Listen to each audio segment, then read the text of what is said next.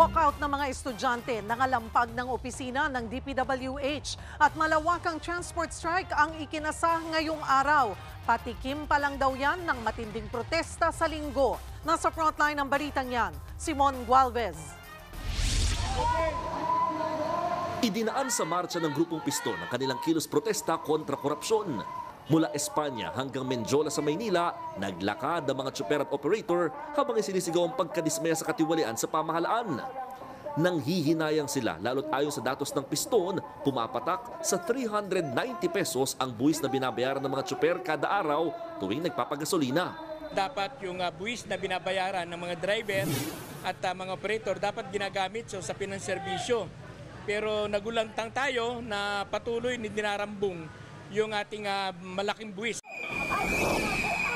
Kinalampag naman ng ilang kabataan ang tanggapan ng DPWH sa EDSA Quezon City. Sama-sama silang pumito, tanda raw para ihinto na ang katiwaliang ginagawa ng ahensya. Tama na! Sobra na! Nag-walk out naman sa kanilang mga klase ang mga estudyante ng UP Baguio bilang pagkundina rin sa pangungurakot sa kaban ng bayan. At kahit hating gabi na, sama-samang nagmarcha mga miyembro ng United People's Initiative patungong Gate 3 ng Camp Aguinaldo. Ilan sa mga dumalo, mga retired uniform personnel.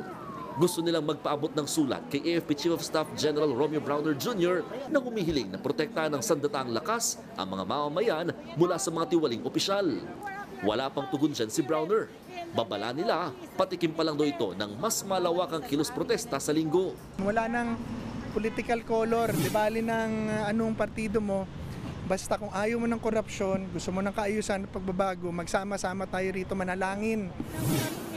Nagbabalita mula sa frontline, Mon Gualvez, News 5. Mga kapatid, Cheryl Cosing po, maging maalam at may pakialam sa mga napapanahong issue at headlines. Mag-follow at mag-subscribe na sa social media pages ng News 5.